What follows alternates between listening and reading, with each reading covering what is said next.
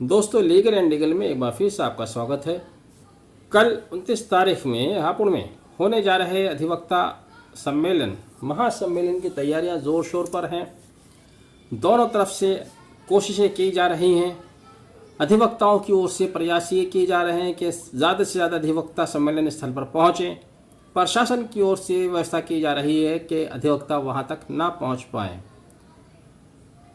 प्रशासन द्वारा पहले ही इस महासम्मेलन को करने की अनुमति नहीं दी गई है, बल्कि धारा 144 भी ज़िले में लगा दी गई है। अगर आप देखें तो हापुड़ शहर एक छोटा सा शहर है, 4 सड़कों के बीच में बसता है और चारों रोड इम्पोर्टेंट रोड हैं, जीटी रोड्स हैं। एक मेरठ से आता है, एक बुलंदशहर की तरफ से आता है, एक दिल्ली से आता है और एक मुरादाबाद की तरफ से आता है। और यह भी एक ख़ास बात है कि हापुड़ शहर में एंट्री करने के लिए आपको चारों तरफ से फ्लाई ओवर से गुजरना होता है। तो बहुत ज़्यादा संभावना यह है कि प्रशासन द्वारा इन्हीं फ्लाई ओवर्स पर एंट्री गेट बनाकर बाहर से आने वाले अधिवक्ताओं की एंट्री को रोक दिया जाएगा। जैसे कि यदि आप मेरठ, बागपत, मुजफ्फरनगर, सहारनपुर की तरफ से आते हैं, तब आपको हापुड़ शहर में जाने के लिए एक फ्लाईओवर से गुजरना होता है, जो कि ऐसे एसपी आवास के बाद आता है। दूसरा, यदि आप बुलंदशहर, अलीगढ़, आगरा से आते हैं, तब आपको हापुड़ में आने से पहले एक फ्लाईओवर पड़ता है, जो कि इमटोरी गांव के बाद आता है, वहां से आपको गुजरना होगा। तीसरा, यदि आप मुरादाबाद साइड से आते हैं, रामपुर, मुरादाबाद, बरेली, लखनऊ, कानपुर, तब आपको हापुड़ में एंट्री करने के लिए भी फ्लाईओवर क्रॉस करके आना होगा। और इसी तरह से दिल्ली की साइड से अगर आते हैं तो वहाँ भी फ्लाईओवर से एंट्री करके आपको आना होगा। ये रेस्ट्रिक्शन पॉइंट हैं प्रशासन की तरफ से। यहीं पर मुझे लगता है कि आने वाले लोगों को रेस्ट्रिक्ट कर दिया जाएगा।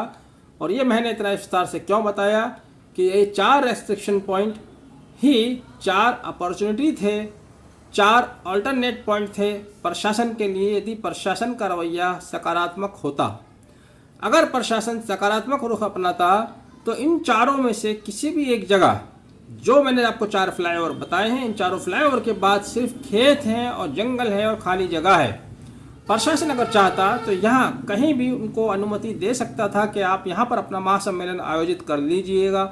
चूँकि जैसे कि उन्होंने 144 लागू करते हुए बताया है और अनुमति ना देने का कारण बताया है कि साहब वो श्री दिगंबर जैन यात्रा निकलेगी। तो दिगंबर जैन यात्रा हर शहर में निकलती है, और जिन शहरों में निकलती है वो पुराने शहर में निकलती है, गलियों में निकलती है, मोहल्लों में निकलती है, हाईवे पर नहीं निकलती। जहाँ जनता नहीं रहती, जहाँ लोग नहीं रहते हैं, वहाँ किसी भी प्रकार की यात्रा का कोई सवाल ही पैदा नहीं होता। तो अगर प्रशासन यहाँ पर सकारात्मक रुख रखता, तो इस बहाने को लेने के बजाय जो 4 मैंने आपको रेस्ट्रिक्शन पॉइंट बताए हैं, यही 4 उसके लिए ऑप्शन हो सकते थे। उन चारों में से कहीं पर भी वो इस कार्यक्रम को शांतिपूर्वक हो जाने देता। लेकिन हापुड़ प्रशासन न सिर्फ अड़ा हुआ है अपनी जिद पर, अड़ेल रुख अख्तियार किए हुए है, अड़ेल के साथ साथ उसने आक्रामक रुख भी अख्तियार किया हुआ है। और जिसकी झलक उस आदेश से झलक दिखती है जो उप जिलाधिकारी हापुड़ द्वारा जारी किया गया है, जिसका आखिरी पैरा आपने पूरा पढ़ा हुआ है। आखिरी पैरा मैं आपको पढ़कर बता देना चाहता हूँ क्या लिखा है इसमें। पुलिस उप निरीक्षक की रिपोर्ट के आधार पर लिखा है, अतः ये आखिरी पैरा है, अतः मैं उप जिला हापुड़, जनपद हापुड़, पुलिस उपाधीक्षक हापुड़, प्रभारी निरीक्षक थाना हापुड़ की आख्या से सहमत होते हुए दंड प्रक्रिया संहिता 1973 में प्रदत्त शक्तियों का प्रयोग करते हुए दिनांक 29/9/2023 के महासम्मेलन एवं उसमें इकट्ठा होने वाली भीड़, यहाँ भीड़ शब्द इस्तेमाल किया है, भीड़ को निषिद्ध करती हूँ तथा महासम्मेलन में सम्मिलित होने वाले समूह भीड़ द्वारा से समूह/भीड़ को आदेशित करती हूँ कि वे महासम्मेलन में एकत्र ना हो। साथ ही प्रभारी निरीक्षक हापुड़ नगर को आदेशित करती हूँ कि वे महासम्मेलन में एकत्र होने वाली भीड़ को नियंत्रित करने एवं कानून व्यवस्था सुचारू करने हेतु समुचित कार्यवाही अमल में लाएं। उप जिला मजिस्ट्रेट हापुड़। तो आखिरी लाइन में उन्होंने पुलिस प्रशासन को बिल्कुल फ्री हैंड दे दिया है। समुचित कार्रवाई अमल मिलना है। वो समुचित कार्रवाई क्या हो सकती है? 28 अगस्त को आपने देख ही लिया है किस तरह की कार्रवाई पुलिस द्वारा की गई थी। साथ ही यहाँ पर ये भी जवाब उनको प्रशासन को देना होगा कल को जब इनसे सवाल किया जाएगा कि आपने धारा 144 किस सूचना के आधार पर लगाई। क्या वहाँ पर किसी दंगा फसाद होने की संभावना थी?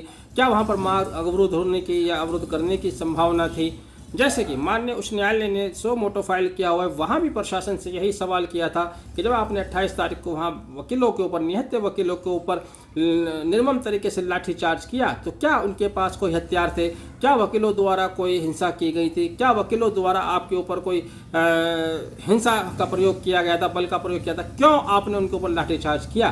तो वो सवाल आज भी है, लेकिन प्रशासन ने उस लताड़ से भी कोई सबक नहीं लिया और सीधे सीधे टकराव की स्थिति में प्रशासन और वकील आमने सामने दिखाई दे रहे हैं। दूसरी ओर वकीलों की ओर से पूरे प्रदेश से मैसेज आ रहे हैं, सोशल मीडिया पर अपनी अपनी तैयारी कर रहे हैं। लखनऊ से एक आप देख रहे हैं मैसेज आया है जिसमें बता रहे हैं कि साहब प्रशासन द्वारा ट्रेन और बसेज में गहन तलाशी की जा रही है वकीलों की।